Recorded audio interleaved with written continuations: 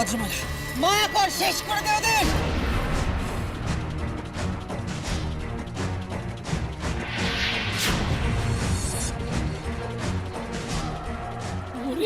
মরে যায় খেলা কুটিমা, আমাদের মায়াও তো কাজ করছে নেলা।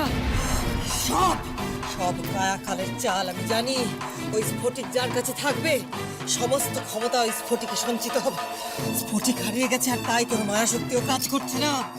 কি ভেবেছিলে তুমি কটকটি? কুমারকে রাক্ষস বানিয়ে দিয়ে আমার কাছ থেকে কেড়ে নেবে।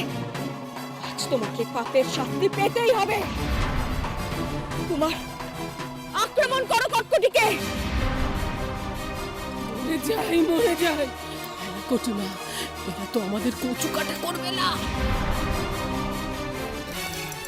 পালানো ছাড়া কোনো উপায় নেই। কিরণমালা, তুই মারতে চাস আমাকে, তাই তো? মার আমাকে, কিন্তু একটা কথা বল দেখি, আমাকে যদি তুই মেরেও ফেলিস পারবি তুই? তোর কুমারকে আমার মায়ার হাত থেকে মুক্তি দিতে পারবি তুই? তোর হৃদয়ের সঙ্গে তোর কুমারের হৃদয় তুই স্পর্শ করিয়েছিস ঠিকই, কিন্তু তুই কি পেরেছিস কুমারকে তার স্বরূপে ফিরিয়ে আনতে?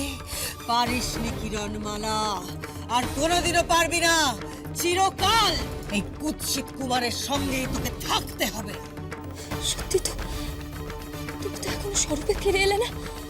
কিরণমালা অন্য মানুষ, এটাই সুযোগ, কামাতে হবে। চলো। ধরো ওদের, ধরো, পালাচ্ছে, পালাচ্ছে, ধর ধর ধর, পালাচ্ছে পালাচ্ছে, রাক্ষসীরা পালাচ্ছে, ধর ধর ধর।